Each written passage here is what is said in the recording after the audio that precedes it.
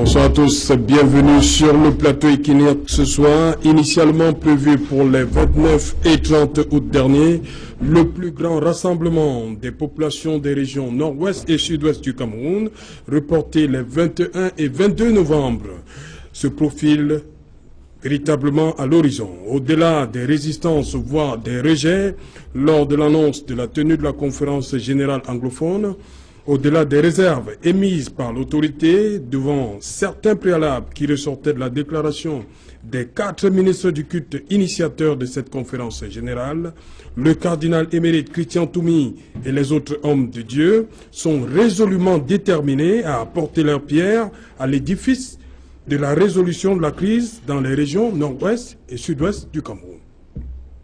Conférence générale anglophone, solution à la crise dans le nord-ouest et le sud-ouest. Madame, Monsieur, c'est le fait du jour.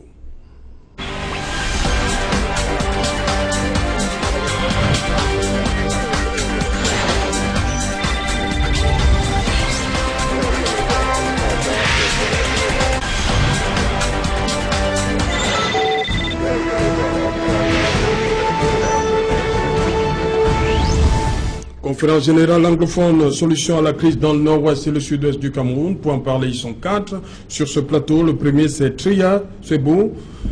Good evening. Good evening. Thank you for bringing me on air to talk about the Anglophone, All Anglophone Conference. You are a member of the civil society. Yes, of course, I'm a member of the civil society. You're welcome. Thank you. Sur ce plateau également, César Honoré Ngoumou. Bonsoir. Bonsoir Serge Alain, bonsoir à tous mes compatriotes du côté du nord-ouest et du sud-ouest et bonsoir à toute la jeunesse camerounaise et en particulier celle de Douala 3e. Donc Douala 3e, vous êtes président, membre du RDPC de ce côté-là. Oui, je suis conseiller à la section RDPC, le dernier nom de la liste. Ok, conseiller à la section. Ok, oui, bienvenue sur le plateau. Sur ce plateau également, Georges Sémé, bonsoir. Bonsoir à vous, monsieur Otto. Bonsoir aux copanélistes et bien évidemment, je salue tous les téléspectateurs de votre plateau. Ok, bienvenue une fois de plus, Georges Sémé. Sur ce plateau, lui, c'est Eli Smith, très connu. Bonsoir, Eli Smith. Bonsoir, Serge. C'est un plaisir de m'avoir invité une fois de plus. Voilà, je termine par vous parce que c'est vous qui allez donner le ton à cette émission. Vous êtes de la cellule de communication. C'est pas si de la communication, bien de la cellule. Je suis responsable de la communication. Voilà. Dans un département. Département communication de la conférence générale anglophone. Ça, c'est dans moins d'un mois, en fait. Exactement. Où en êtes-vous avec les préparatifs aujourd'hui? Les préparatifs vont bon train. Nous avions déjà différents comités qui sont en train de travailler. Et puis nous avions aussi le soutien des Camerounais, qu'il faut que ce soit des anglophones ou des francophones, et puis ceux aussi qui sont de la diaspora.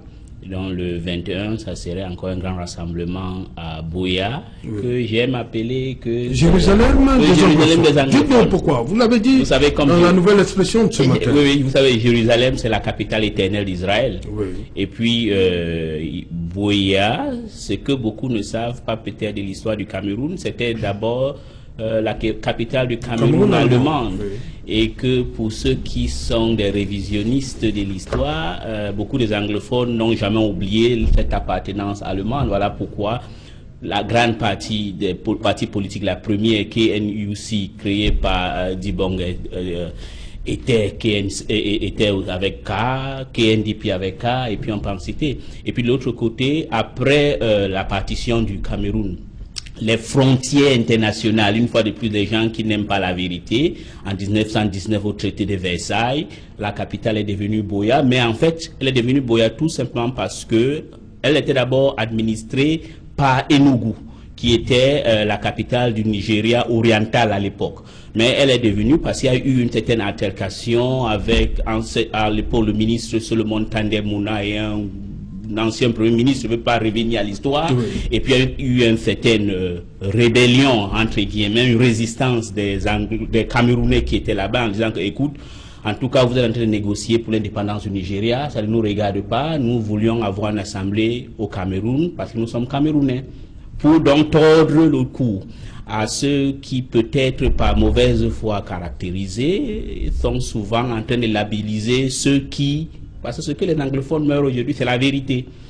Donc voilà un peu pourquoi je dis elle est le Jérusalem des anglophones. Donc tout ce que nous devions faire, on doit le faire. On doit commencer d'abord par Buea et puis peut-être aller à Manfé ou à Bamenda ou ailleurs.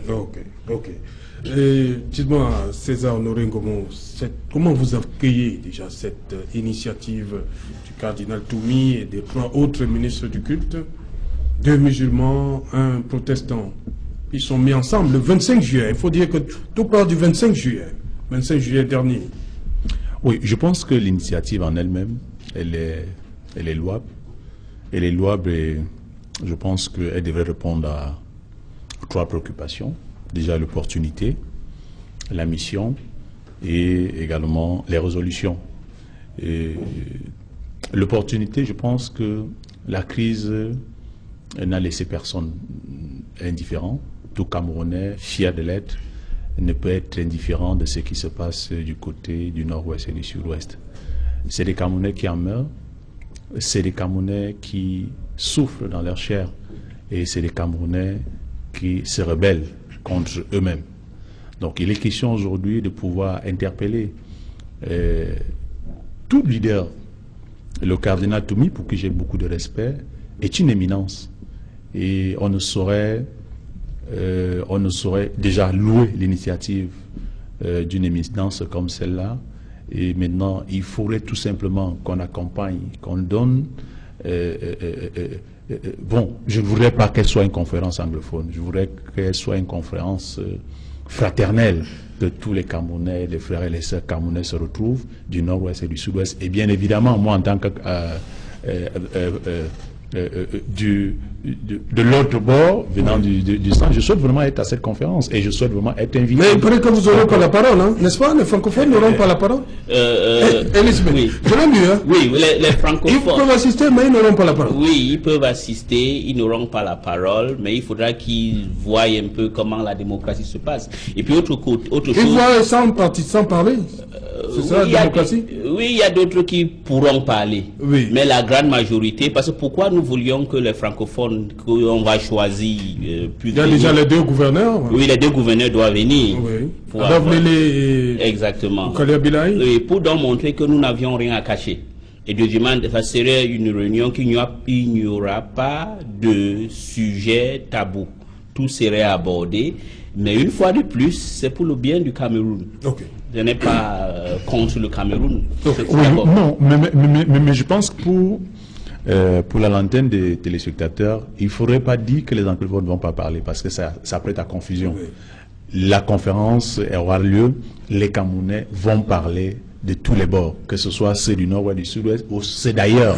C'est ce qu'il faut faire comprendre aux Camerounais. Et maintenant, étant à l'initiative, le nord-ouest et le sud-ouest étant à l'initiative de cette conférence, c'est tout à fait normal qu'ils aient 90% à la parole, parce que le problème les concerne d'abord. Oui. Ce sont les fils et les filles de ce côté-là qui périssent, qui meurent tous les jours, et qui revendiquent quelque chose dont parfois, nous, de l'autre côté, on ne comprend pas les vrais mobiles.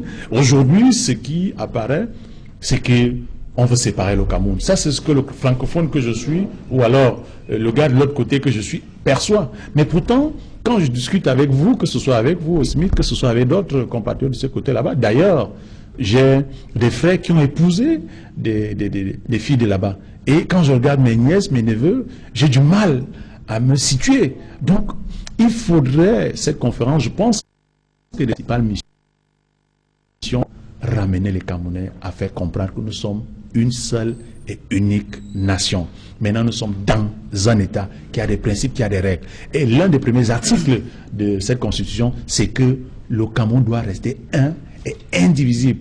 Toute tentative qui viendrait à pouvoir diviser, c'est-à-dire à lever un seul, c'est-à-dire même dans l'idée, il faudrait qu'ils comprennent qu'elle serait c'est-à-dire elle est malvenue. Donc vivement cette conférence et vraiment qu'on accompagne ces leaders qui ont bien voulu mettre cette initiative. Donc moi je souhaite vivement que les esprits se calment et qu'on accompagne autour du cardinal Tchoumi, qui est une éminence, je tiens à le dire, malgré ceux qui veulent prêter toutes les intentions qu'on voudrait bien, mais je pense que c'est un monsieur qu'il faut respecter. Et c'est un monsieur, que ce soit les sécessionnistes, appellent, ceux qui veulent diviser, appellent, s'appuient sur lui.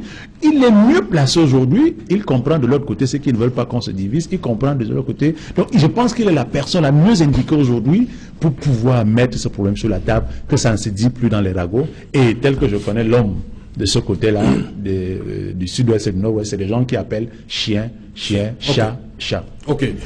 Tuya Sibou, la conférence était prévue pour les 29 et 30 août.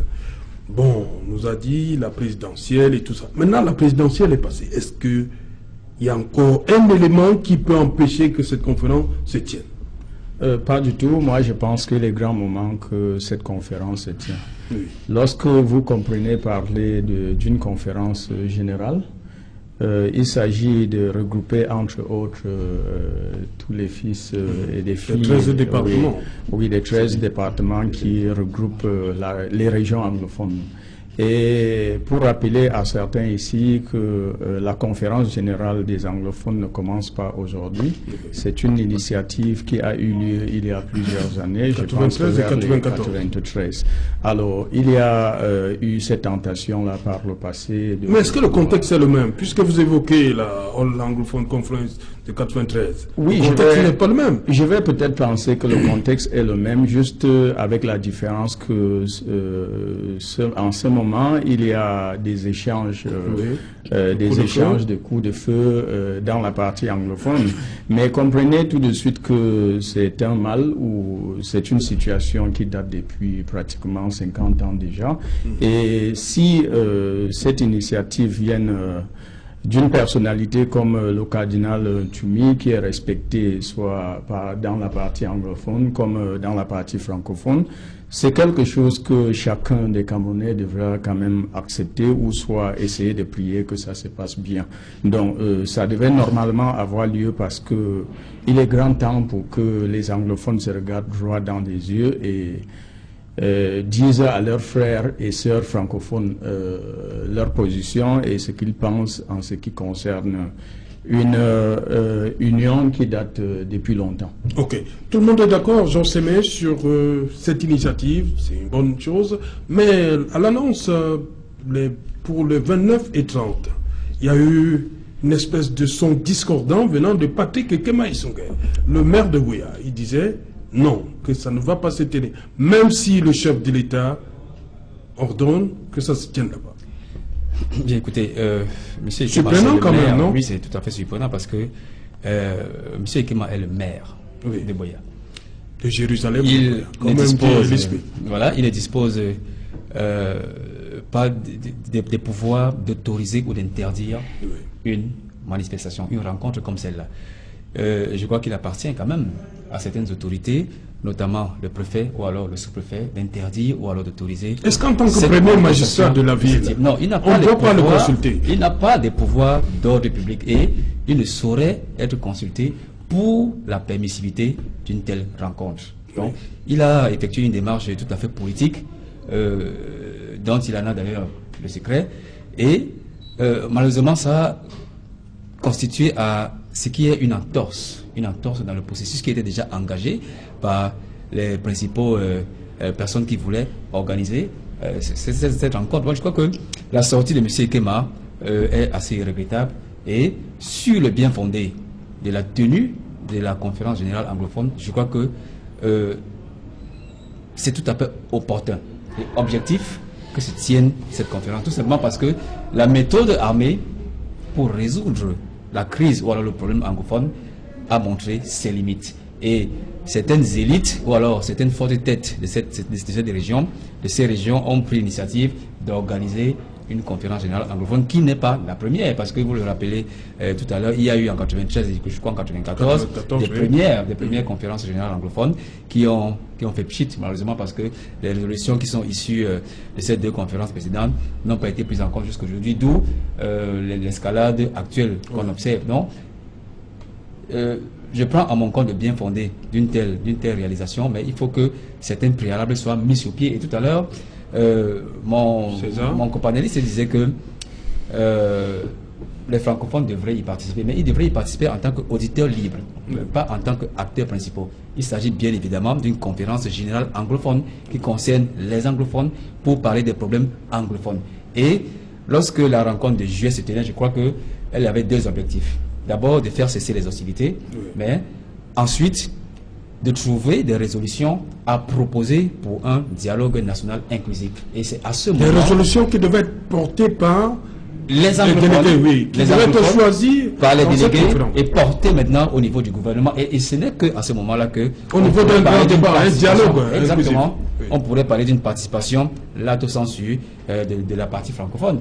Mais jusque-là, il y a eu certaines entorses techniques et opérationnelles et puis d'autres contingences qui sont liées au calendrier préélectoral et électoral qui ont fait que cette conférence a été rejetée. On espère bien qu'avec les dates finales du 21 et du 22 novembre, elle aura certainement lieu. Ok, Elie Smith, dans l'entretien que vous accordez ce matin à la concert Lida Biapa, vous dites que Patrick Ekema Issoungaye n'est ni sous-préfet ni préfet. Est-ce que de tels propos ne pourraient pas contribuer à radicaliser Patrick Ekema Issoungaye? Non, premièrement, est-ce que j'ai menti? Vous avez parfaitement raison. Voilà. Mais de l'autre côté... Il est le premier magistrat. Oui, j'ai aussi ajouté il est peut-être à titre consultatif, quand même. Oui, vous aviez raison. Oui. C'est le premier magistrat. Est-ce que vous avez entamé une espèce de démarche pour auprès de Patrick Ekema Issoungaye? Pour l'instant, non. Pas pour qu'il vous donne l'autorisation, mais informer quand même. Oui, pour l'instant, non, mais on va l'informer. Et voilà. Je vous rappelle que je le dis et encore je le maintiens. Oui. Lui-même, dans un journal, je crois que c'est The Post ou The Guardian Post, il a dit qu'il est ambazonien. Oui. Et il connaît très bien qu'en Ambazonie aujourd'hui, lui-même, il est en insécurité. Si quelqu'un vient pour proposer quelque chose qui va apporter la paix, un homme normal ne peut pas s'y opposer. Et je pense, et je le répète, M. Ekema n'est pas quelqu'un de mauvais. M. Ekema, je le répète et je le dis encore ici, et je l'ai dit, personne ne m'a contredit. Il a un problème avec l'élite du FACO. Il a des problèmes avec l'élite du FACO en particulier. Il l'a dit lui-même, c'est même pas moi qui le dis. La dernière fois ici, quand il y avait ce qui s'est passé à l'hôtel Sawa, il a dit que c'est l'élite de FACO qui voulait le tuer. Il a dit ça lui-même, ce n'est pas moi. Donc je crois que c'est un homme bien. Et le moment arrivera, on va le consulter. Parce que je pense que aucun homme normal ne peut tolérer ou accepter ce qui se passe aujourd'hui au Cameroun occidental, où les gens sont déplacés. Vous voyez dans les villes de Douala comment quand aller à Bonaberi, à Sodiko, aller à 21 ici, vous allez voir comment ça se passe. Et tout le monde veut que la paix revienne, que l'économie se relance.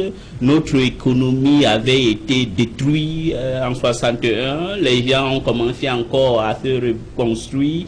Ça se faisait et puis maintenant elle est en lambeaux. Donc moi je pense que l'objectif, nous ne voulions pas la guerre. Nous ne voulions pas de conflit. Ce que nous voulions et ce que nous avions toujours fait est que nous voulions d'abord discuter entre nous.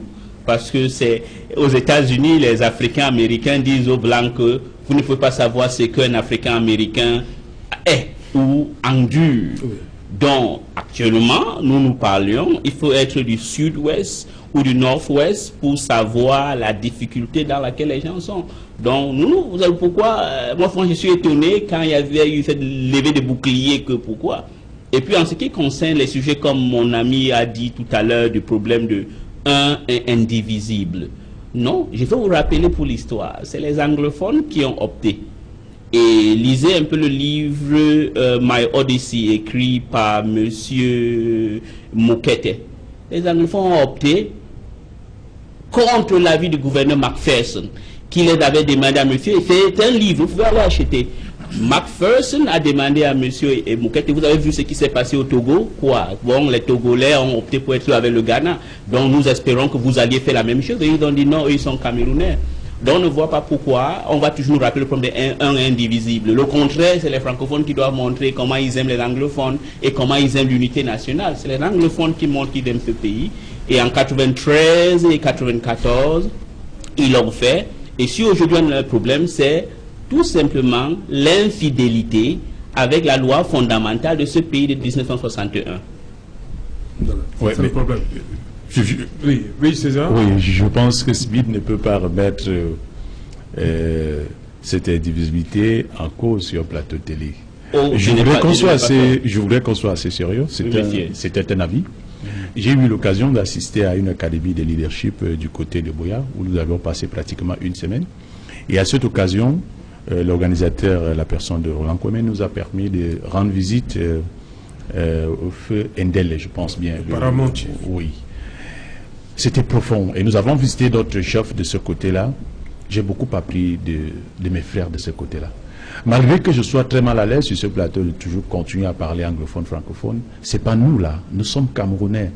Oui, j'ai des compatriotes du Nord-Ouest et du Sud-Ouest. Oui, les autres 8 régions vous réclament. Nous voulons être ensemble. Vous avez accepté, si je me réfère à ce que vous venez de nous dire tout à l'heure là, vous avez accepté et nous avons tissé un pacte. Ce pacte, il est basé dans notre constitution et nous devons la respecter. Et il n'est pas question aujourd'hui que n'importe qui se lève et exprime son mécontentement pour diviser la famille. Nous sommes déjà une famille. Nous n'allons pas remuer tout ce que nous avons pu avaler ensemble. Donc c'est pour ça qu'il est question à pouvoir brandir ces arguments qui voudraient que nous avons accepté. Oui, vous avez accepté, mais c'est pour le meilleur et contre le pire. Ce n'est pas pour que demain, vous teniez cela pour pouvoir faire un chantage. Quand je l'ai dit, je voudrais revenir à des bons sentiments pour pouvoir dire que, par rapport, par exemple, à la question du maire tout à l'heure, il faudrait comprendre que nous sommes dans une guerre de leadership dans notre société. Le maire, Patrick Ekemon est un jeune, et ça ne fait pas toujours la fierté de ceux qui ont un certain âge, et donc parfois la vitesse avec laquelle peut-être des réflexions ou d'actions ne coïncide pas toujours peut-être avec cette vieille habitude qui voudrait qu'on prenne assez de temps, qu'on soit temporaire, qu'on réfléchisse avant de poser un certain nombre d'actes, de prendre un certain nombre de décisions. Et aujourd'hui, ça voudrait remettre une question de pouvoir parler de problèmes d'intergénération. Il n'est pas question. Nous sommes dans une loi de la nature assez normale. Maintenant, c'est le dialogue qui prime. Je pense que la première personne à être assez jeune aujourd'hui pour le problème qui se vit de ce côté-là, c'est bien évidemment le maire, le gouverneur, ses autorités, l'ancien premier ministre Peter Mafani Musonge et tous les autres, même Inoni et Ephraim qui est en prison aujourd'hui. Je pense qu'ils sont les premiers concernés, ils sont gênés. Mais sauf que ce qu'on nous dit aujourd'hui, c'est que des gens ont voulu utiliser ces mal-être qui résident dans tous les 10 régions et même dans mon village, c'est-à-dire au Bala, les jeunes ont les mêmes problèmes, mais les gens ont voulu utiliser ce mal-être pour pouvoir se servir à des fins politiques. C'est de ça donc qu'il est question. Et je pense que l'un des premiers acteurs à être très à l'aise et prêt à accompagner même ce processus de la conférence qui aura lieu, c'est bel et bien évidemment le comptable de cette nation, qui n'est autre que Paul Biya. Donc il est important qu'on laisse nos égos, qu'on laisse nos bagarres intestines des uns et des autres qui veulent des positionnements et autres. La retourne. La retourne aujourd'hui, c'est le maire Ekema. Il est important qu'il soit associé à ce processus et qu'on s'agreffe à une sagesse, à une expérience spirituelle comme celle du cardinal Tomi. Et je pense qu'aujourd'hui, tant que nous allons perdre cela, de notre point de vue, que pour pouvoir avancer, nous devons nous repérer à ceux-là qui ont vécu avant nous, qui ont vu avant nous, et que nous pouvons associer à la nouvelle technologie, permettez-moi l'expression, de l'heure, qui met la vie, le monde à une vitesse, ou pas quelquefois, si tu n'es pas assez pondéré, si tu n'es pas assez sage, si tu n'as pas certaines aptitudes qui te sont données par le Tout-Puissant, tu ne peux pas t'en sortir. Et je pense que l'heure est venue. Nous avons fini un processus qui nous a encore blessés avec des problèmes tribaux. Aujourd'hui, il est important que nous nous ressaisissions. Le Nord-Ouest et le Sud-Ouest sont inséparables. Ce n'est même pas imaginable. Et toute initiative qui contribue à pouvoir remettre cet ensemble-là, et que nos frères et sœurs arrêtent de mourir, et que notre armée a beaucoup d'autres choses à faire que de courir derrière des délinquants qui veulent... Parce qu'il y a une autre chose que nous avons suscité derrière cela.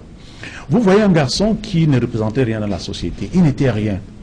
Et du jour au lendemain, il porte une arme. Quand il dit « Oh, levez-vous », tout le monde se lève. Quand il dit « Agenouillez-vous », tout le monde s'agenouille.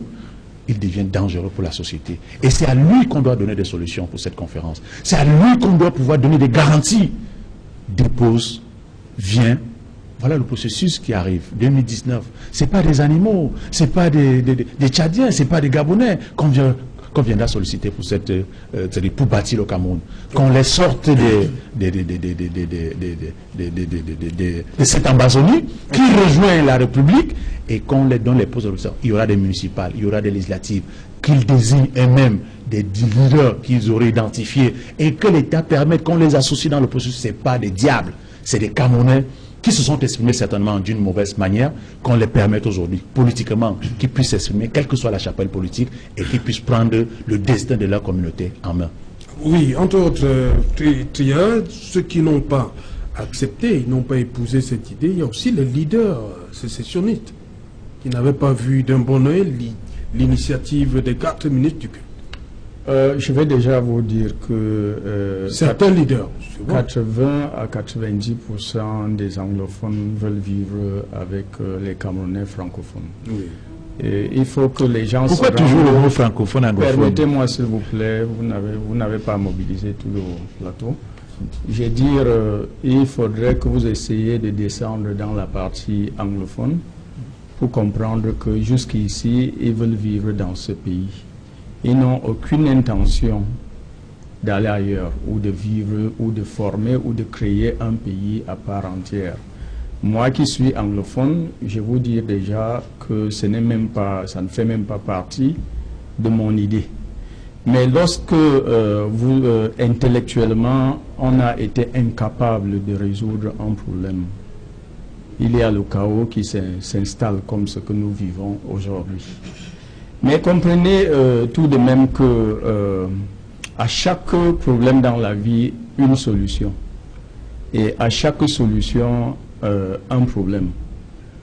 La crise dite anglophone en ce moment, qui est arrivée au point où il y a des échanges de coups de feu, permet une fois de plus aux Camerounais que nous sommes de réfléchir, parce que ce qui nous arrive ou ce qui s'est passé est une situation que moi, depuis ma jeunesse ou depuis ma naissance, je ne l'ai pas vécue. Je n'ai pas vécu une situation dans mon pays où le Camerounais porte l'arme contre son frère camerounais. Vous avez vu, il y a eu la guerre contre le Boko Haram, tout le Cameroun était contre, parce qu'il s'agissait d'un ennemi extérieur. Mais à partir du moment où je dois porter l'arme contre mon propre frère, ça devient problématique. Alors, c'est donc le pourquoi je vous dire qu'à chaque problème, une solution. La conférence générale anglophone arrive au moment opportun. Et je pense donc que ceux qui portent cette conférence-là, ce sont des personnes que le Seigneur a désignées pour qu'une fois pour toutes, qu'on résout ce problème-là pour ne plus revenir sur ce problème peut-être 20 ans, 30 ans, 50 ans après. Pourquoi est-ce que moi je le dis? Je le dis parce que moi particulièrement, je me sens très embarrassé par cette crise.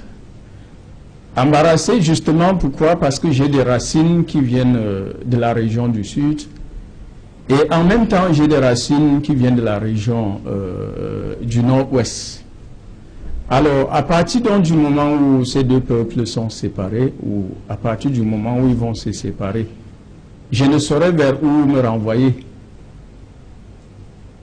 Alors, je pense donc que si on appelle ça la conférence générale anglophone, il faudrait que tous les anglophones soient impliqués. Et anglophone, il faut qu'ils soient impliqués. Qu'il soit maire, qu'il ne soit pas maire, il doit être impliqué.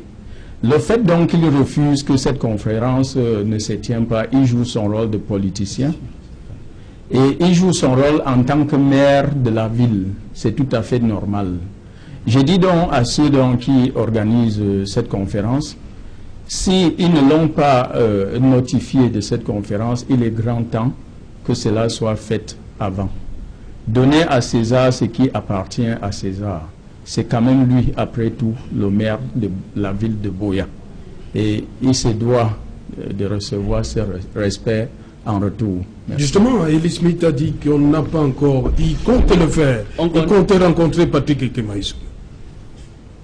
Si, on comptait lui rencontrer, mais vous savez, on était tous pris, on était embarrassés que un communiqué se fait, je crois que c'était un 25. Oui. Je crois le lendemain, il y a eu cette levée de boucliers. Moi-même, j'étais étonné parce que Ikema, comme on dit en anglais, is a good man. Oui.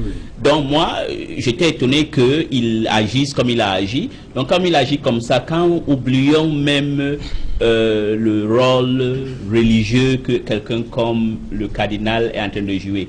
Quand un papa comme ça voit que son fils se lève comme nous étions tous embarrassés. Quelle était justement la réaction du cardinal Toumi? Non, il était choqué. Parce que je ne suis pas en train de dévoiler. Il a dit, mais c'est même mon petit-fils, qu'est-ce qui se passe? Tu vois. Mais après, on a compris. Oui. Vous savez, il faut toujours pardonner, c'est un homme politique. Oui. Et je sais qu'il a ces problèmes que j'ai énoncés. Mais, vous savez, on est humble. On va le rencontrer. Et comme vous avez bien dit, c'est un être humain, il ne peut pas s'opposer et il serait impliqué et il va participer. C'est ouvert à tous les anglophones. On a donné des critères. Les anglophones, c'est ce qu'on appelle en anglais nativistes, ceux qui sont du sud-ouest ou du nord-ouest, ou ceux que leurs papas sont venus là, ou leurs mamans, avant 61. Ceux-là sont des anglophones. Vous avez des gens qui sont, quand vous allez à Sokolo, qui parlent le Bassa, ou les Banènes, ou les Bafia et tout ça, ou les Bamilé, qui sont anglophones, qui n'ont rien. D'ailleurs, même quand ils viennent ici, j'ai une petite histoire, il y a une fille qui est venue là, parce qu'elle habite dans une famille ici, elle a dit qu'elle voulait préparer le konchaf. Sa tante lui a dit qu'elle ne m'amène pas vos trucs des anglophones là ici. Vous voyez? Donc ça veut dire que voilà les deux critères de qui est anglophone. Okay. Au-delà de ça, ce n'est pas parce que tu es allé maintenant à l'école apprendre l'anglais très bien. Non, voilà les critères qu'on a étiquetés. Donc M. Ikema a le droit... Donc la nièce de César pourra participer aussi. Hein? Oui, justement. Justement, dites-moi, Georges Sémé, Triya Sebou disait qu'il faut que tous les anglophones soient impliqués. Mais il y a quand même un problème. Il y a des exilés, les déplacés et surtout ceux qui sont embastillés. Est-ce que le gouvernement pourra faire quelque chose? C'est justement là le problème. Pour ceux qui sont embastillés, pour le moment. Écoutez, les exilés et déplacés embastillés sont la conséquence malheureusement de cette crise anglophone.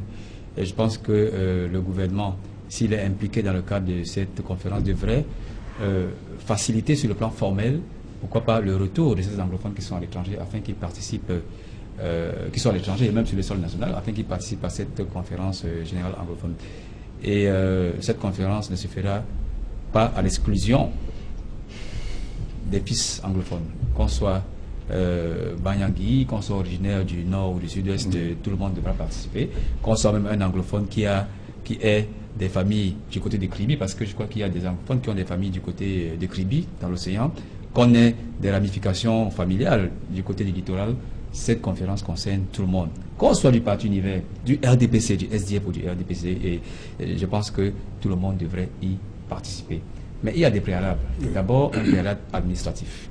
Et je conseillerais peut-être à M. Smith de se rapprocher très rapidement des autorités régaliennes qui ont le devoir d'autoriser. Parce que justement, Elie Smith a dit dans l'interview qu'il n'a pas encore... La démarche n'a pas encore été faite. Vous n'avez pas encore contacté l'autorité administrative. Voilà, donc, étant extrêmement compliqué, ce type de démarche étant extrêmement compliqué, vous gagnerez... Surtout que le sujet est politique, voilà, même. Hein. Vous gagnerez à le faire maintenant, afin que vous ne soyez pas suppliés au dernier moment. Mais il y a également des préalables qui concernent la participation des francophones. D'abord, le gouvernement, qui est un gouvernement majoritairement francophone, on devrait faciliter sur le plan formel, non seulement en accordant l'autorisation, mais pourquoi pas en envoyant une sorte de délégation, une délégation qui viendra en tant qu'auditeur libre s'imprégner de la réalité des questions anglophones. Donner même un autre caractère à la chose. Non, il ne faudra pas donner un autre caractère, ce sera considéré comme une sorte d'intrusion des francophones dans ce qui concerne les affaires anglophones, même si mon ami César ne veut pas qu'on fasse la distinction entre francophones et anglophones, mais c'est une réalité vivante de notre pays, parce que il y a des systèmes anglophones, nous sommes dans un pays, deux systèmes, donc il faut que les francophones participent. Georges, est-ce que la présence d'Adolphe Lélé l'Afrique et de Bernard Caleb Elaït, vous parlez d'intrusion, ça peut être considéré comme une intrusion aussi? Adolphe Lélé l'Afrique et Bernard Caleb Elaït représentent l'État. Oui. Il ne représente pas le gouvernement, il représente l'État en tant qu'autorité régalienne en fonction dans ces régions. Donc ils ne viennent pas influencer d'une façon ou d'une autre le déroulement des travaux.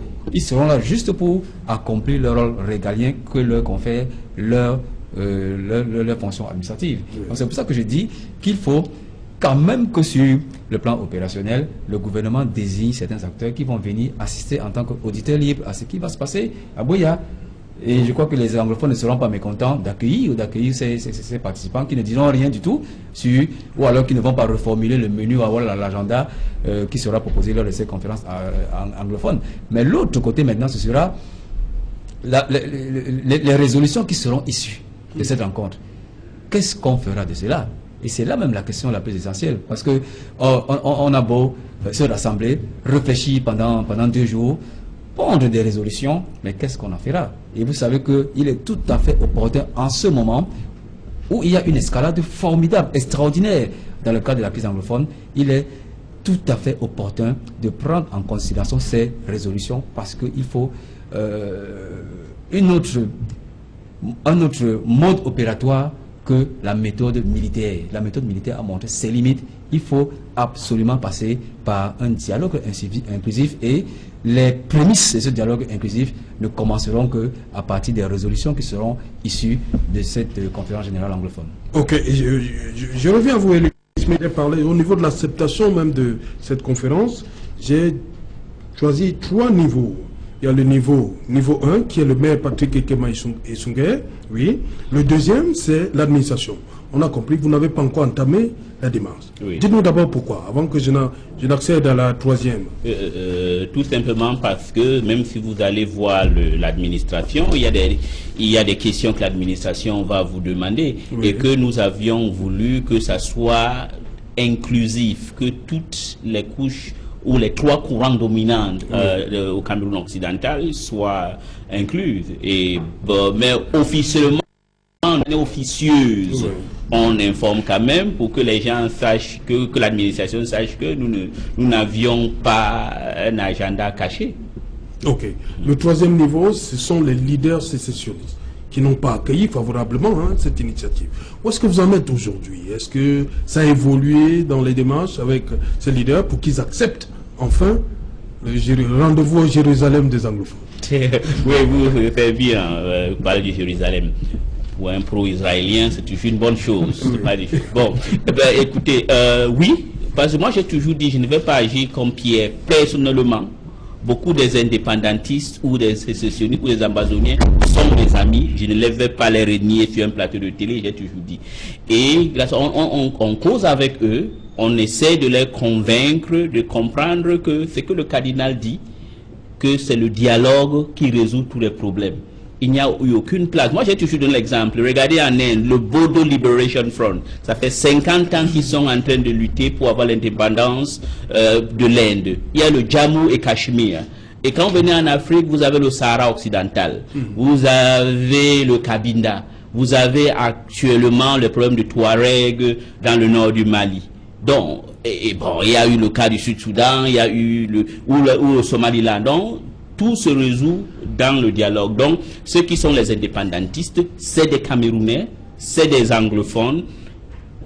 Ils ont raison, parce qu'on ne peut pas commencer à dire il y a une raison qui les a poussés à agir ainsi, mais nous sommes en train de les convaincre, de comprendre qu'il faut participer. Maintenant, le problème, c'est ceci. Comment vont-ils participer? Voilà. Normalement, comment ça va se passer concrètement? Voilà. Normalement, combien de personnes vous attendez? Bon, la conférence, normalement, les délégués qui seront 600 personnes, mais il y aura d'autres gens qui vont venir, il ne va pas atteindre 5000 personnes, mais les gens qui vont y participer seront 600. Mais les indépendantistes qui sont en exil, notre souhait aurait été que le gouvernement les laisse venir participer et qu'ils s'expriment, s'ils veulent rester, ils restent, s'ils veulent partir, ils partent. Il y a aussi ceux qui sont en détention ici. Il y a aussi la bonne foi du gouvernement serait, par exemple, vous avez les gens, un homme comme Chiche Joseph, c'est un papa qui a peut-être 80 ans.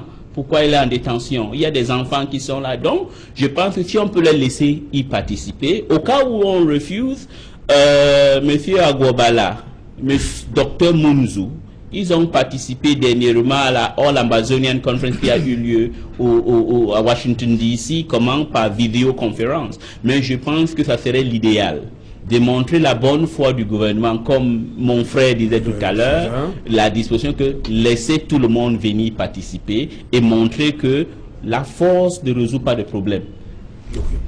C'est ça? Oui. Je pense que il y a quelqu'un d'entre nous là qui a parlé du rôle, la méthode militaire.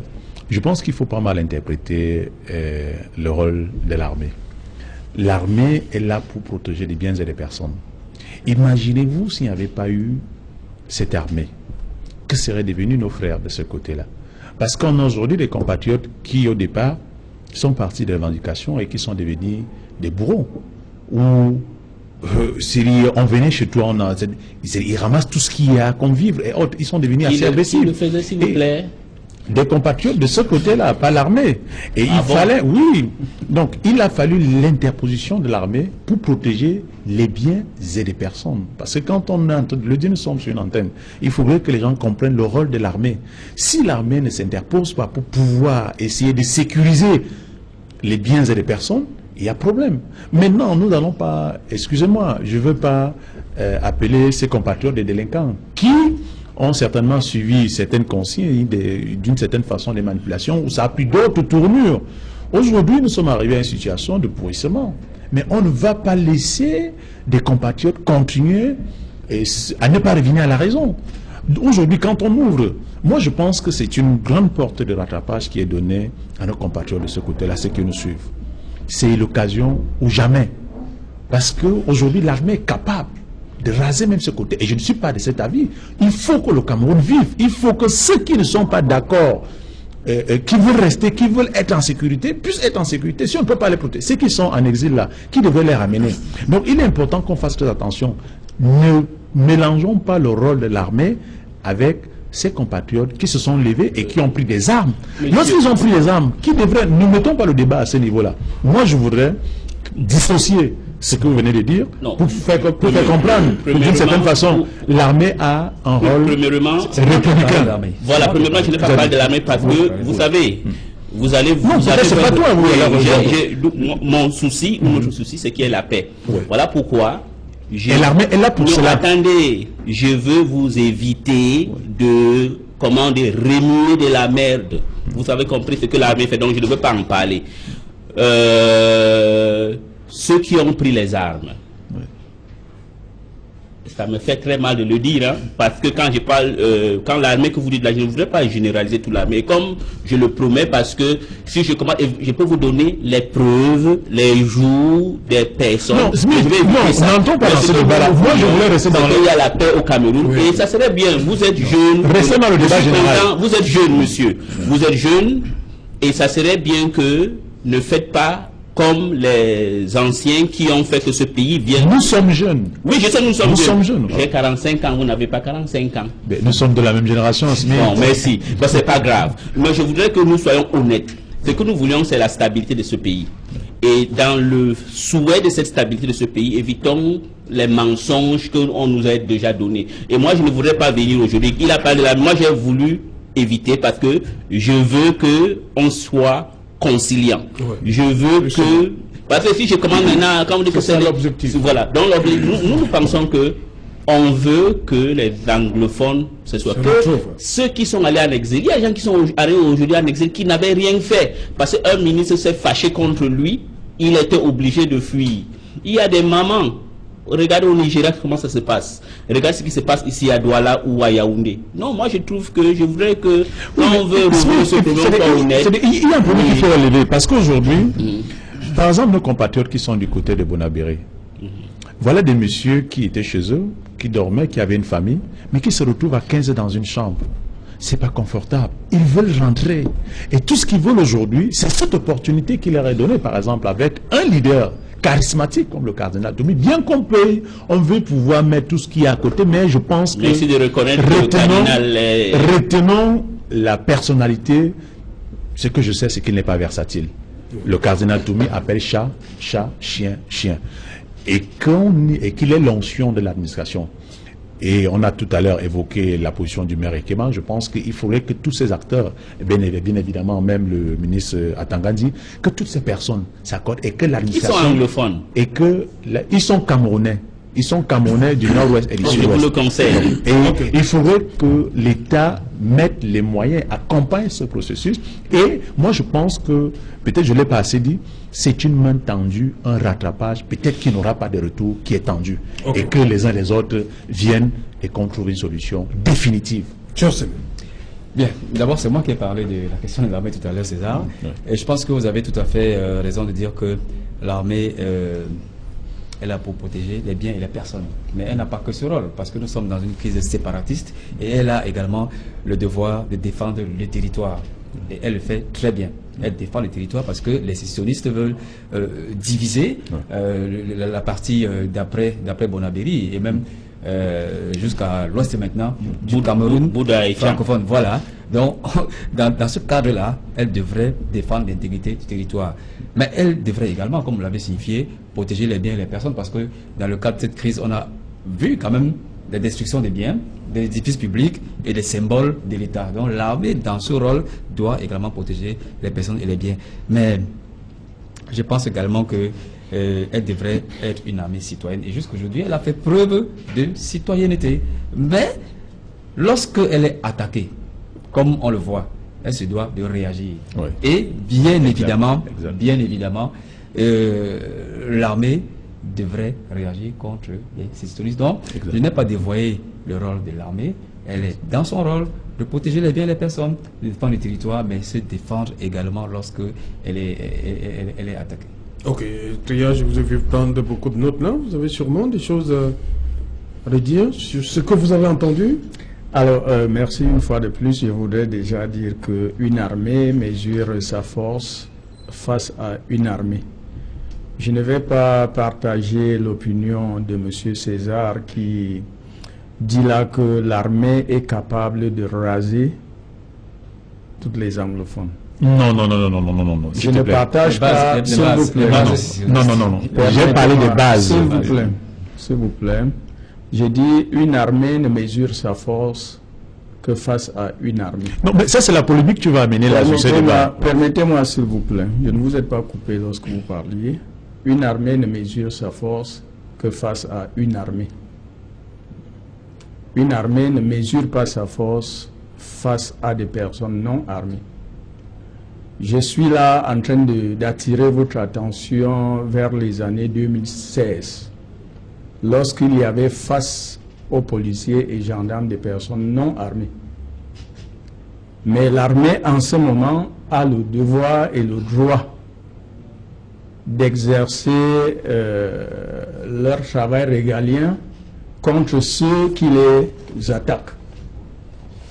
Ils sont naturellement dans leur rôle. Mais le rôle qu'ils ont joué avant ce moment n'était pas le rôle qu'il fallait. Bon, peut-être juste... Permettez-moi, je n'ai pas fini. Nous avons parlé du dialogue. Je pense que l'armée a même déjà amorcé ce dialogue-là. Parce que l'armée que nous voyons sur le terrain n'est plus la même armée que nous avions vue au début de cette année ou au début de 2017. Merci. Si vous essayez de suivre les pas de l'armée, ils communiquent tellement. Si vous essayez de regarder leur action sur le terrain, ils donnent à manger. Ils font des dons. Ils font des dons. Ils donnent des médicaments. Ils reçoivent et ils soignent même ceux qui sont blessés. Voilà ce que c'est. De ce qui se passe. De ce qui se passe actuellement dans ce moment. Merci de C'est le une reconnaître. façon de vous dire que l'armée, même déjà dans un premier temps, a déjà commencé ce dialogue que nous cherchons. Ok. Merci. Ça reste maintenant aux côtés des sécessionnistes de jouer leur rôle aussi s'ils veulent vraiment que nous vivons en paix. C'est ce que je voulais ajouter. Merci. Oui, donc à cela, moi, je voulais tout simplement ajouter le rôle de l'État. L'État facilite, l'État régule, l'État accompagne.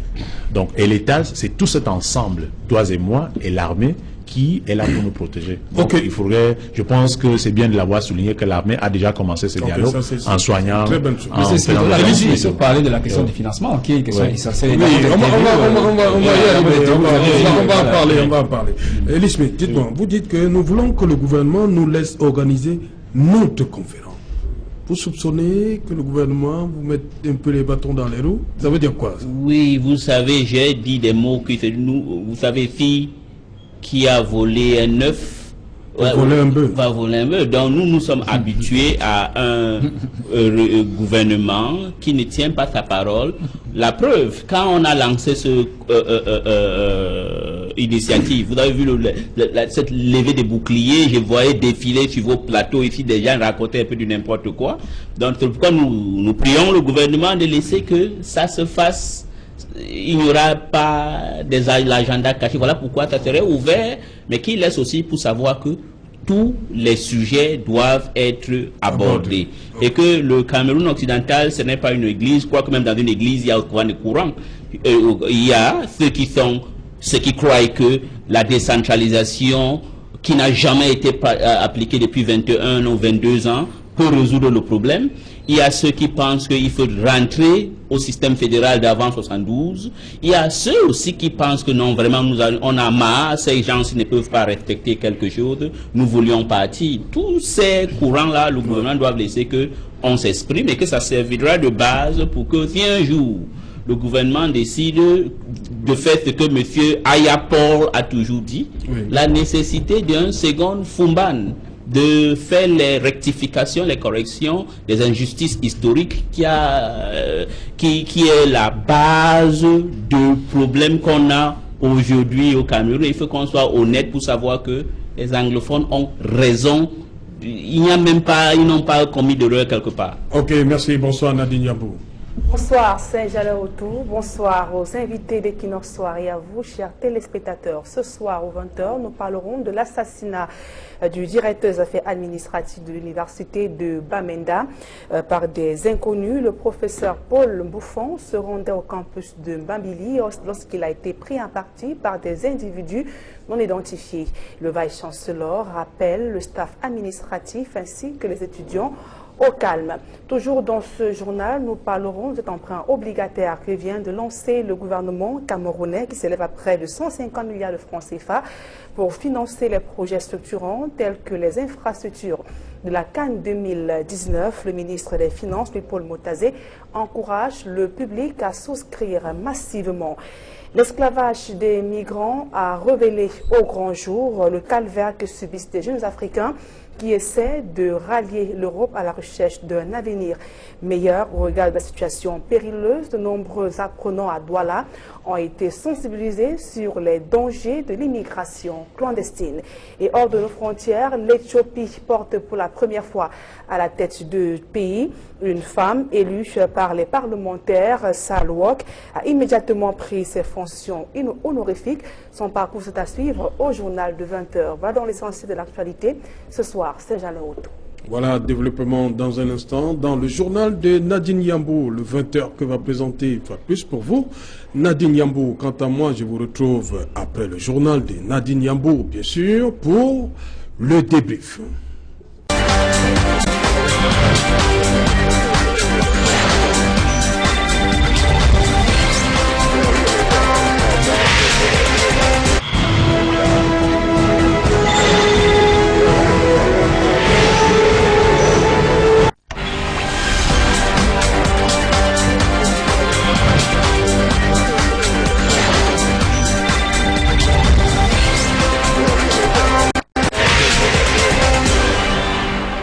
Voilà, retour sur le plateau Equinox Soir, toujours en compagnie de nos invités. Et je commence toujours avec vous, Elie Smith.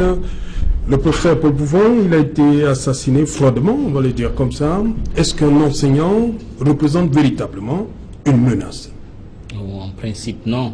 Vous savez, la guerre, c'est quelque chose qui rend, qui font que les gens perdent tous les repères. Parce qu'un enseignant, c'est quelqu'un qui fait de nous ce que nous sommes aujourd'hui, dont on ne doit pas en principe les toucher, mais voilà les conséquences négatives de cette guerre qui est menée au Cameroun occidental depuis 3 ans. Et pour rappeler que la guerre ne peut pas... Est-ce que c'est un dommage collatéral? C'est-à-dire que est-ce que c'est une balle perdue qu'il a pris? Je ne crois pas. On lui reprochait quelque chose? Non, pour le moment, je ne veux pas m'aventurer à dire quelque chose. Vous savez, c'est quand quelque chose arrive comme ça, je ne voudrais pas aller vite en besogne et prendre des conclusions. Mais comme ça ne se cache pas, bientôt on saura les vraies raisons. Mais, quel qu'en soit le cas, la vie est sacrée. Pour des gens comme moi qui ont vu la guerre, qui ont participé dans les pays, étant dans des pays qui ont été dans des vraies guerres, c'est quelque chose qui est douloureux, dont personne ne peut accepter ça. Et je présente mes condoléances à la famille de ce professeur. C'est un exemple que, contrairement à ce que d'autres disent, il y a bel et bien une guerre au Cameroun occidental et que il faudra que nous nous attelions à que la paix revienne. Ok. Georges Sémé, un enseignant qui tombe comme ça, de manière froidement abattu, qu'est-ce que ça vous fait?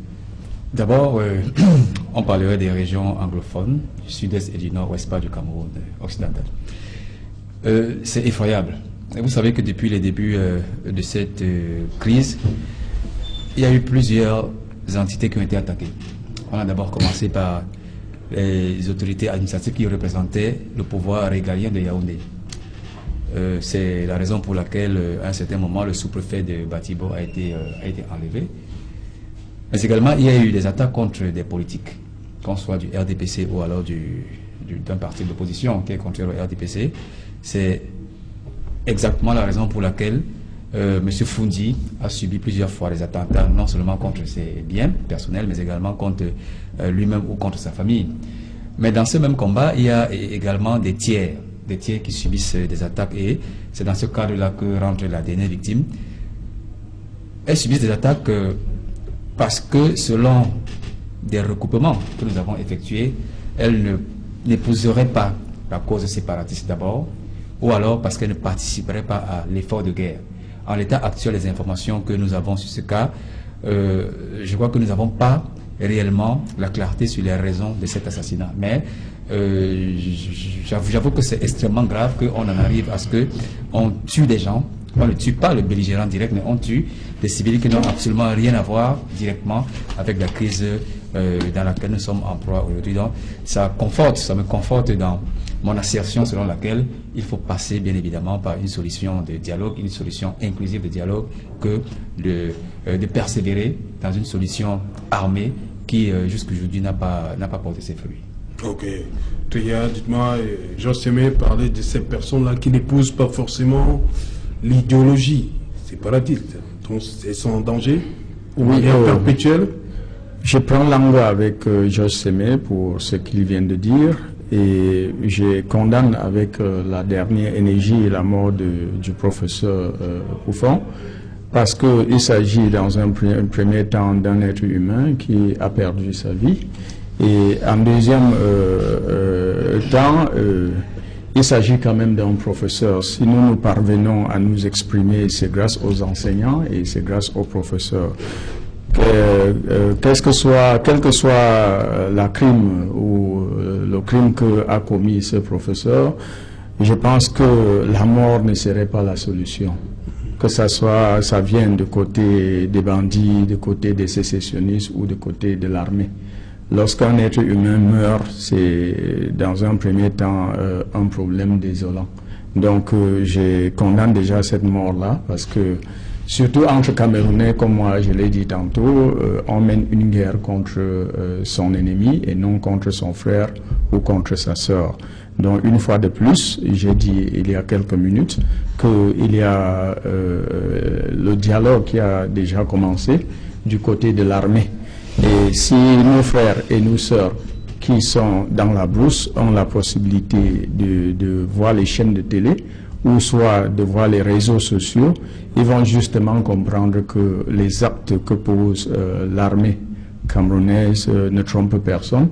Il y a des signes qui ne trompent personne. C'est déjà des signes qui vont à l'endroit de ceux-là qui sont en brousse pour leur dire, nous sommes une même famille. Sortez de vos cachettes et venez qu'on se retrouve autour d'une table et que nous regardons ensemble ce qui nous sépare.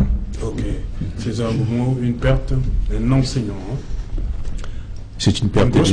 C'est une grosse perte, une perte de plus. Et je commencerai déjà par présenter toutes nos condoléances à la famille durement éprouvée et également à nos compatriotes du Nord-Ouest et du Sud-Ouest. C'est une perte de plus. Il faudrait plus que cela se répète. Nous n'avons plus le droit de perdre un seul citoyen par rapport à cette crise. Qu'il soit du côté de l'armée, qu'il soit du côté de l'administration ou qu'il soit du côté même des sécessionnistes. On ne peut pas combattre un État. L'État, force reste à la loi. Et je pense que la perche est tendue. La perche de la conférence, entre parenthèses, du Sud-Ouest et du Nord-Ouest. Et saisissez cette opportunité. Allez-y. Et que tous les compatriotes de la diaspora qui ont pensé que le contraire pouvait vivre l'utopie de leur rêve, je pense que l'occasion leur est tendue aujourd'hui. Venez vous asseoir autour d'une table. Et c'est également l'occasion de pouvoir faire un appel de balles. Mais ils demandent des garanties. Hein. Je pense que pour qu'ils reçoivent les garanties, ils savent ce qu'ils doivent faire. Ils doivent se repentir. Parce qu'ils en ont beaucoup. Ils ont financé, ils ont envoyé nos compatriotes de façon innocente à la guillotine. Et ils leur ont... On sait tout ce qu'il y a eu derrière. Donc je pense que l'essentiel n'est pas de dire je vais venir à autre. Il y a une démarche qu'il devrait faire auprès de... Et je pense que le cardinal Toumi est mieux placé parce qu'aujourd'hui, c'est la force de l'expérience spirituelle que nous avons aujourd'hui au Cameroun. Donc il faut pouvoir faire avec. Et je pense que si cette conférence a lieu aujourd'hui, il faut pouvoir faire confiance à cette force de l'expérience spirituelle, je préfère me répéter, et que nos compatriotes qui veulent bien se rattraper, hein, vous n'êtes pas obligés, qui veulent bien se rattraper, puissent se rapprocher du cardinal. C'est une éminence et je pense qu'il a le doigté nécessaire pour mieux vous défendre et pour mieux être l'intermédiaire de vos problèmes et que personne ne joue au malin parce que l'État reste ferme. Aujourd'hui, je pense que nos compatriotes de ce côté ont encore la chance. Nous avons la chance, je dis nous les Camerounais, nous avons encore la chance d'avoir des personnalités comme celle-là. Il faudrait tout simplement qu'on puisse se rapprocher de lui et qu'il puisse être comme le bouclier de ceux-là qui pensent que 7 ans encore, c'est lourd. Non. L'occasion vous est tendue. Venez, confiez-vous à lui. Ça fait partie des prédilections de ses missions. Venez vous confesser à lui et je pense qu'il saurait comment porter vos doléances et les transmettre à qui le doit pour que vous ayez des garanties dont vous demandez. Parce qu'aujourd'hui, l'objectif, le but atteint, vous ne l'avez pas eu. Donc arrêtez d'en tuer nos compatriotes, arrêtez d'envoyer nos jeunes à la guillotine et venez vous asseoir à la table et jurez ne plus jamais, jamais et jamais recommencer. Ok, justement pour cette conférence, Elisabeth, on parle d'un budget prévisionnel de 50 millions. Comment ça va se passer? Non, je voudrais éviter de répondre à mon ami qui était très fort pour tout pour le problème de RDPC. Hein. On n'a rien à voir ici, le problème de toute la force de l'esprit. Bon, je vous évite tout cela. Non, pour les 50... Je n'ai pas parlé de RDPC. Je vais parler de la force de l'espérance spirituelle. Et on ne peut pas enlever cela au cardinal Christian Toumi. Il a la force de l'espérance spirituelle. Pourquoi vous voulez lui associer avec votre campagne? Non, il a la force de l'espérance. Il a la force de l'espérance. Non. Bon, écoutez, bon, je comprends, c'est un peu de l'humour. Non, on va... les anglophones vont... Comment vous allez trouver ces fonds? Non, c'est la bonne volonté des Camerounais et des concernés qui veulent organiser cette conférence des anglophones. Parce que si vous voulez quelque chose, vous devez faire un effort vous-même de le financer. Parce que nous voulions... Il reste moins d'un mois là. Oui, ça va se faire. Tous les Camerounais qui veulent peuvent participer. Les concernants des anglophones d'abord, ils vont faire la contribution. Vous savez, on s'est toujours aidé pour être ce que nous sommes dans un pays qu'on a toujours aimé, mais que ça n'a pas été comme j'ai dans le journal. Oui. Vous dites justement que la réalité est que les anglophones ont aimé les francophones plus que ceux-ci ne les ont aimés. Et ça se voit aujourd'hui. Elisabeth. Oui, mais si... Moi, je vais vous référer... Vous avez un organe pour mesurer l'amour des... Oui, mais ça se voit. Comment quand, ça par se exemple... voit? Ça dépend de quel côté on se trouve. Oui. Objectif, quand on voit aujourd'hui qu'il y a eu, pendant 3 ans, ce qui se passait, je ne voudrais pas sur ce plateau ressasser quelque chose. Oui. Je voudrais qu'on sache que nous voulions qu'il y ait un apaisement et refuser la pêche aux gens qui taxent de tous les noms.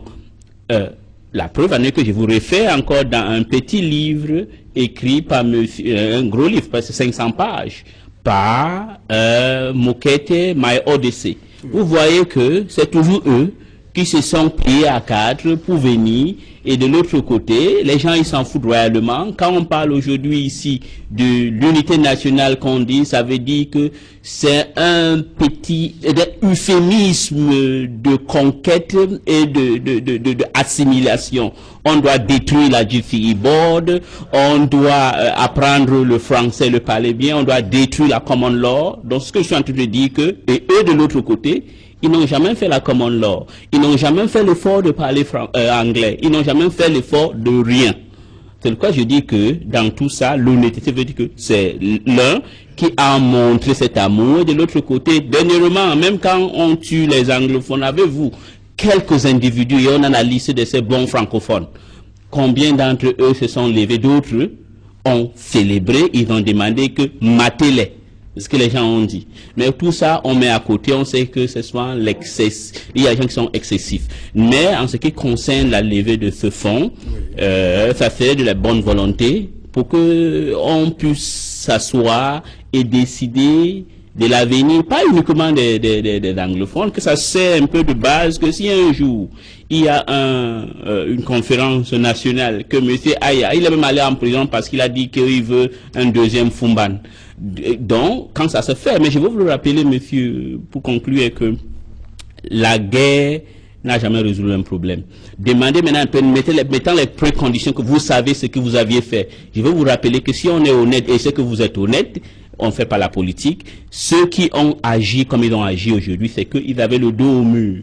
Rappelez-vous de ce qui s'est passé le 1er octobre 2017. Je ne voudrais pas revenir sur ça. Mais le problème est que si le gouvernement veut, si les Camerounais veulent, c'est de laisser que tout le monde puisse revenir au pays. Vous avez montré l'Éthiopie tout à l'heure. Je vais vous rappeler que le gouvernement éthiopien est en train a même signé le contrat de paix ou pacte de paix avec le Oromo Liberation Front. Et le Oromo Liberation Front, c'est quoi? C'est un groupe sécessionniste. Ceux qui aiment beaucoup la France. Dernièrement, M. Macron est allé au cimetière d'un certain Jean-Marie Tjibaou, à Nouméa. Et voilà, Nouméa, oui, qui est la capitale de la Calédonie. Et on a vu Oscar Timarou de Polynésie française. Donc, moi, je pense que ce qui m'énerve avec beaucoup d'autres, je vais enlever de la terminologie francophone et soi-disant intellectuelle, est cette propension au mensonge intellectuel, de vouloir refuser des choses parce que vous voulez avoir une responsabilité. Mais si vous êtes patriote, vous mettez à côté vos intérêts personnels pour le bien-être d'une nation et le bien-être du Cameroun. Et moi, j'ai toujours dit, le problème qu'on a, pour éviter que 94 revienne 23 ans après, ce cycle infernal, est que nous devions rentrer, quel qu'en soit le cas, laisser que ça soit pas de tabou, et savoir que l'infidélité du passé va toujours vous suivre. Donc, pour l'argent, tout le monde, on est prêt que tout le monde qui veut le cardinal et les autres pour donner ce qu'ils ont pour que cette conférence ait lieu. Vous parlez justement, vous dites qu'à l'origine, c'est l'infidélité du gouvernement central avec la loi fondamentale de 61. Oui, monsieur. Et c'est quand l'infidélité, c'est que, et tout ça, vous pouvez le référer. Regardez la constitution que je dis toujours qui est la vraie du Cameroun, qui crée le Cameroun nouvelle de 61. Qu'est-ce qu'on avait dit? On avait dit dans l'article 61 que 47, oui, que la forme de l'État fédéral ne doit pas être touchée. Il y a déjà une jurisprudence, ils ont touché. Et qu'est-ce qui empêche aujourd'hui qu'on ne retouche pas cette loi revienne encore à la forme? Il n'y a pas de tabou. Je me refais à la plus vieille État que vous avez montré tout à l'heure de l'Afrique, qui est l'Éthiopie. Ils étaient d'abord un État hyper centralisé. Ils sont devenus fédéraux. Et quand Haile Selassie a voulu dire que, oui, vous savez, il y a 1000 ans, les Érythréens étaient nous et quoi comme ça, il a aboli l'État fédéral. Les Érythréens ont combattu et 30 ans plus tard, ils ont eu leur indépendance. Et aujourd'hui, l'Éthiopie, avec le doigté d'un certain Meles Zenawi, elle est devenue un fédéral. Donc ça veut dire que, encore une fois, ces multidiplômés qui veulent nous raconter souvent les histoires comme les autres, on ne connaît rien, et que il y a eu une jurisprudence de 72, il y a encore eu en 82, si je ne me trompe pas, qui est même à l'origine de tout ce qui est aujourd'hui. 84, merci monsieur, qui est à l'origine de tout ceci. Et qu'on peut toujours être honnête et voir qu'il n'y a rien qui est immuable. Regarde la Constitution américaine, je crois qu'elle a été révisée, je crois, 26 fois, si je ne me trompe pas.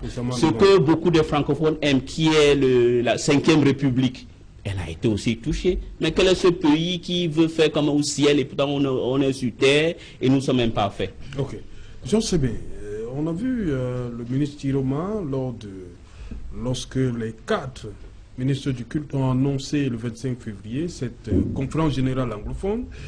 Ils ont parlé d'un certain, je parle des préalables, c'est-à-dire que cesser le feu et libérer un certain nombre de personnes. Tous ceux qui sont détenus dans le cadre de cette crise. C'est ça qui a un peu gêné le gouvernement. En même temps, Issa Tiroma Bakari disait que toutes les initiatives tendant à la résolution de cette crise étaient comme ça les bienvenus. Est-ce que cet élément, cessez-le-feu et libération des personnes détenues dans le cadre de cette crise, vous pensez que c'est faisable? Je crois que la position du ministre de la Communication a été tout à fait claire. Il était, comme vous venez de le rappeler, favorable à toute initiative qui va concourir au retour de la paix dans ces 2 régions. Et il s'est offusqué, bien évidemment, contre ces préalables qui sont un peu choquants, qui avaient été posés par les initiateurs de cette initiative, pour ne pas me répéter. Je pense que s'il faut aller vers un dialogue, en commençant par cette conférence, il ne faut pas poser des préalables.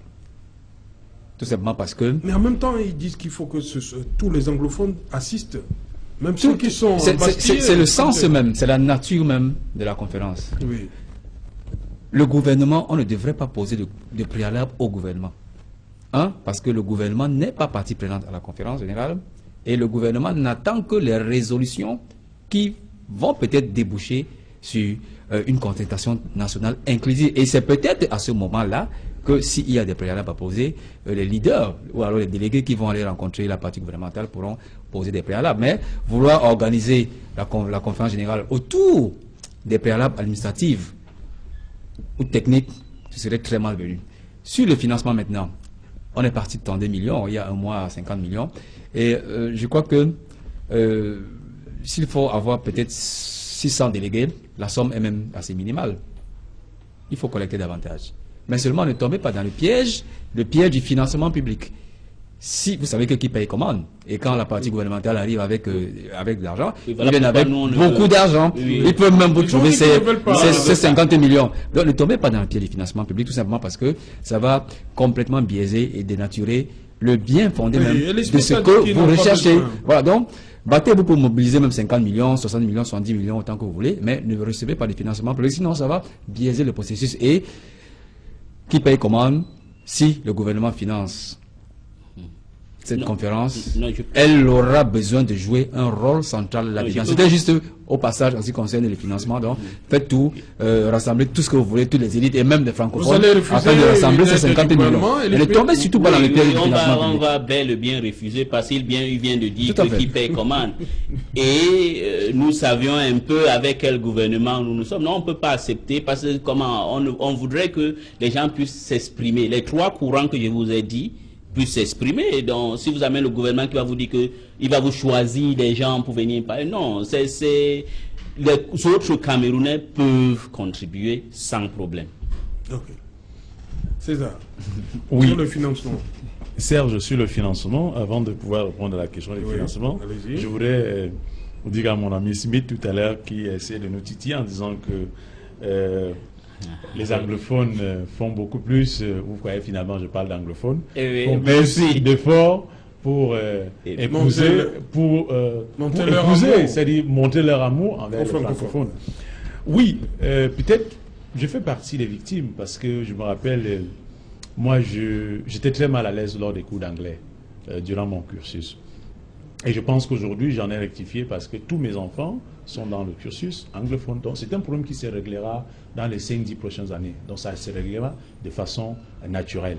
Et quand je l'ai dit, je ne voudrais pas vous laisser faire croire que vous avez un baromètre pour mesurer une population de 15% qui finalement pense que je suis empirique. Les 85% sont moins réceptifs. Non, je dis le gouvernement central de Yaoundé, pas tous les francophones. La preuve, tout le monde qui est du sud-est et nord-est sont accueillis ici sans problème. Le gouvernement central de Yaoundé, c'est des jacobins qui pensent qu'ils ont une autre... ils ont le syndrome de Fashoda dans leur tête. Smith, je sais que tu as un problème particulier avec le gouvernement, et c'est pour cela que celui qui répond, qui est comptable de ce gouvernement, celui qui est comptable de ce gouvernement, moi je voudrais juste te dire une idée par rapport à ce que, parce qu'il faudrait que ça tourne autour de l'idéologie de celui qui est comptable de la nation, qui n'est autre que celui qui vient d'être réélu. Pour vous, hein? Je voudrais juste te prendre, à son introduction sur le livre de sa pensée. À son introduction, j'ai un petit paragraphe là qui est intéressant. Mais le titre du livre, c'est quoi? Le libéralisme communautaire. Parce que l'homme est au centre de toutes ces préoccupations. L'homme étant au centre, il y a une parenthèse qui m'intéresse particulièrement. Mais parler de la société camerounaise, c'est parler d'un peuple qui attend vivre en tant que quantité physique et morale. Que faire donc de la réalité tribale qui constitue encore en bien d'occasion un redoutable frein dans cette marche vers l'unité? Que faire également du lac linguistique colonial dont la perception de l'exploitation par certains de nos compatriotes glisse inopportunément vers le déni de la communauté nationale et la dérive extrémiste? Nous devons demeurer attentifs à nos racines culturelles, anthropologiques et ethniques séculaires, plutôt que de les gommer sur la base discutable de la parenthèse coloniale. Unis, nous serons plus respectés et crédibles sur la scène internationale. Divisés, nous nous présenterons en proie facile pour les prédateurs de l'ère moderne. Voilà, vouloir construire une société camerounaise émergente, en ce sens, c'est répondre à toutes les attentes, à bien d'autres que je me propose de vous évoquer. Ça, c'est lui qui parle. Aujourd'hui, lorsque vous voulez inclure tout l'État, lorsque ce monsieur a besoin de gens qui veulent dire le Cameroun, il n'a pas la science infuse. Il a besoin de se référer aux éminences comme celui qui serait le principal orateur de la conférence épiscopale. Il a besoin de s'inspirer de toi, de moi, de beaucoup de son entourage.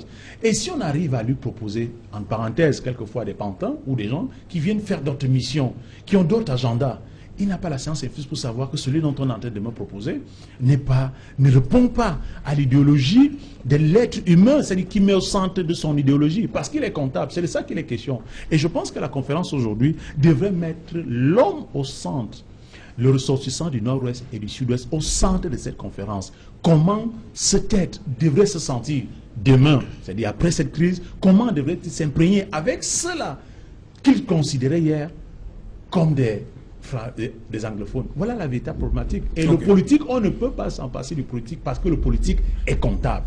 Il est important aujourd'hui que la spiritualité soit au service de l'homme et non l'inverse. Et je pense que même quand le pape est arrivé au Cameroun en 85, moi je l'ai retenu dans un passage où il disait l'Église doit s'arrimer à la tradition et non l'inverse. Il est important qu'aujourd'hui que nos traditions dont nous sommes issus de cette société puissent comprendre et que tous ceux qui viennent là, les églises et les croyances et tout, puissent pouvoir s'arrimer à nos traditions qui sont nos valeurs. Nous ne sommes pas anglophones, nous ne sommes pas francophones. Nous sommes nous sommes bakouérés, nous sommes bafia, nous sommes voilà ce que nous sommes. Quelles sont véritablement vos attentes par rapport à cette grande messe du 21 et 22 novembre? Alors, avant de vous répondre, M. Serge, je vais d'abord dire à M. Honoré César qu'il vient de brandir là un livre qui parle de l'idée du chef de l'État. Je profite justement sur ce plateau pour vous dire tous que je suis le vice-président d'une association qui s'appelle Polycom. Polycom, c'est pour le libéralisme communautaire. Il s'agit justement de ce livre-là qui parle d'un certain nombre de choses concernant notre pays. Alors, nous parlons aujourd'hui de la paix. C'est une paix pour le Cameroun et non la paix pour un pays étranger. Alors, si nous parlons donc de la paix et que nous voulons cette paix-là, il faut qu'il y ait ce qu'on appelle la compromission. La compromission doit justement venir des deux parties, que ce soit du côté du gouvernement, que ce soit du côté de ceux-là qui sont en brousse, en train de lutter. Parce qu'on ne peut donc pas parler de paix sans compromission, justement. Et en ce qui concerne le financement du projet de Monseigneur, le cardinal Tumi, je pense que c'est une situation qui devra concerner l'ensemble des Camerounais. Parce que cette conférence-là, justement, c'est pour parler de la paix. Et cette paix-là, c'est pour notre pays qui est le Cameroun. Alors, que ça soit, je voudrais même dire que assister à cette conférence de manière financière, ça devait même déjà commencer par nous sur le plateau, parce que depuis le début de notre débat, ici, nous parlons de la paix. Et si justement cette conférence-là va être la solution, la vie du professeur qui a été assassiné aujourd'hui ne coûte pas 50 millions. Il coûte très bien plus de 50 millions. Alors, il pouvait même former des personnes qui allaient apporter à la société camerounaise plus de 5 milliards. Mais il est mort aujourd'hui. Alors, s'il faut donc mettre en place 50 millions, 100 millions, voire même 500 millions, pour amener la paix dans notre pays, je pense que c'est important. Alors, je vais également profiter, puisque nous parlons ici des anglophones, il serait quand même, je crois, myope de parler des anglophones et ne pas s'exprimer en anglais. Et ne pas s'exprimer en anglais... C'est pourquoi je vous ai présenté en anglais. Ne pas s'exprimer en anglais sera encore un autre problème de plus, parce que nous sommes dans un pays purement bilingue, et nous devons quand même nous exprimer avec les deux langues. Alors, je voulais donc profiter en anglais just to tell those my brothers and sisters who are in the bushes that all of you, you are in the bushes because you have problems with employment or unemployment. You are actually in the bushes having guns because you lack good roots. You are in the bushes having guns because you lack hospitals, you lack schools, you lack all the basic infrastructures that each and everyone can think of.